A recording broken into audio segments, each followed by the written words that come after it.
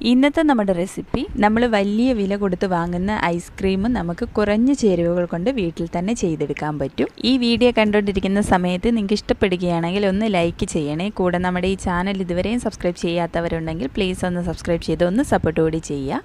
അപ്പോൾ നമുക്ക് ഇതെങ്ങനെയാണ് തയ്യാറാക്കുന്നതെന്ന് നോക്കാം. അതിനായിട്ടൊരു ബൗളിലേക്ക് 2 ടേബിൾ സ്പൂൺ കസ്റ്റാർഡ് പൗഡർ എടുത്തിട്ടുണ്ട്. ഇതിലേക്കൊരു 1/4 കപ്പ് പാലുകൂടി ചേർത്ത് ഒട്ടും കട്ടകളില്ലാതെ തന്നെ നന്നായിട്ടൊന്ന് മിക്സ് ചെയ്തെടുക്കാം.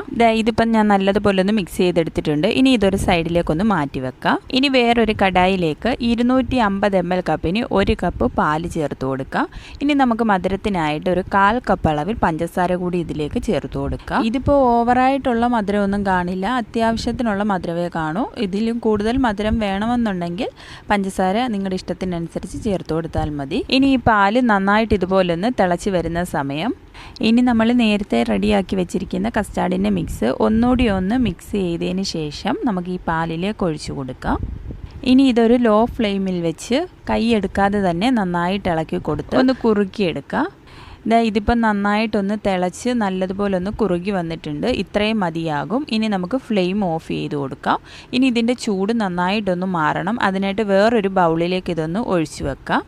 ഇനി നമുക്കിതിലേക്ക് കുറച്ച് വിപ്പിംഗ് ക്രീം വേണം. ഞാനിപ്പോൾ റിച്ച് ഗോൾഡിൻ്റെ വിപ്പിംഗ് ക്രീമാണ് എടുത്തിട്ടുള്ളത്. 250 ml കപ്പിന് 1 കപ്പ് വിപ്പിംഗ് ക്രീം നമുക്കൊരു ബൗളിലേക്ക് ഒഴിച്ചു കൊടുക്കാം.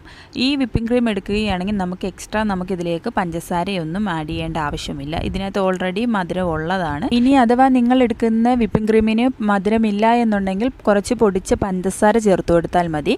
ഇനി ഇതുപോലെ നന്നായിട്ടൊന്ന് സ്റ്റിഫായി വരുന്നിടം വരെ ഒന്ന് ബീറ്റ് ചെയ്തെടുക്കാം. ഇനി നമ്മൾ നേരത്തെ തയ്യാറാക്കി വെച്ചിരിക്കുന്ന കസ്റ്റാർഡിൻ്റെ മിക്സ് ഇതിലേക്ക് ഒഴിച്ചു കൊടുക്കുക. ചൂട് നന്നായിട്ട് മാറിയതിന് ശേഷം മാത്രമേ ഇതിലേക്ക് ഒഴിച്ചു കൊടുക്കാവൂ. ഇതിനി ഒരു ലോ സ്പീഡിലിട്ട് ഒന്ന് മിക്സ് ചെയ്തെടുക്കുക. ഇതിപ്പം ഞാൻ നല്ലതുപോലെ ഒന്ന് മിക്സ് ചെയ്തെടുത്തിട്ടുണ്ട്. ഇപ്പം നമ്മുടെ ഐസ്ക്രീമിൻ്റെ മിക്സ് ഇവിടെ റെഡി ആയിട്ടുണ്ട്. ഇനി നമ്മൾ ഐസ്ക്രീം ഏത് പാത്രത്തിലാണോ സെറ്റ് ചെയ്യുന്നത് അതിലേക്ക് ഈ മിക്സ് മുഴുവനായി ഒഴിച്ചു കൊടുക്കുക.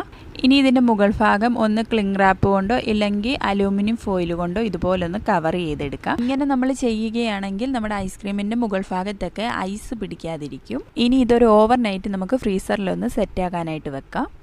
ഞാനിതിപ്പോൾ തലേ ദിവസം വൈകിട്ട് ഉണ്ടാക്കി വെച്ചിട്ട് പിറ്റേ ദിവസം രാവിലെയാണ് എടുത്തിട്ടുള്ളത്. നമുക്കിതൊന്ന് തുറന്ന് നോക്കാം. നമ്മുടെ ഐസ്ക്രീം ഇവിടെ നന്നായിട്ട് സെറ്റായി കിട്ടിയിട്ടുണ്ട്. മേലെ ഐസോ ഒന്നും തന്നെ പിടിച്ചിട്ടില്ല. നിങ്ങൾക്ക് കാണുമ്പോൾ തന്നെ അറിയാം നമുക്കിത് എത്ര പെർഫെക്റ്റ് ആയിട്ടാണ് നമുക്ക് ഐസ്ക്രീം കിട്ടിയിട്ടുള്ളതെന്ന്.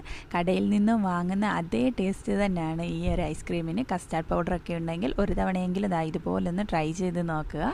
സിമ്പിളായിട്ട് തന്നെ നമുക്ക് വീട്ടിൽ തന്നെ തയ്യാറാക്കി എടുക്കാനും പറ്റും. കുട്ടികൾക്കൊക്കെ ഒരുപാട് ഇഷ്ടപ്പെടുകയും ചെയ്യും.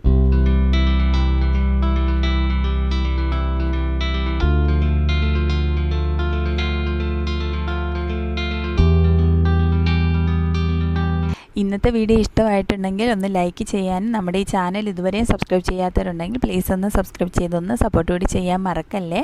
അപ്പം നല്ലൊരു റെസിപ്പിയുമായി നമുക്ക് വീണ്ടും കാണാം. താങ്ക്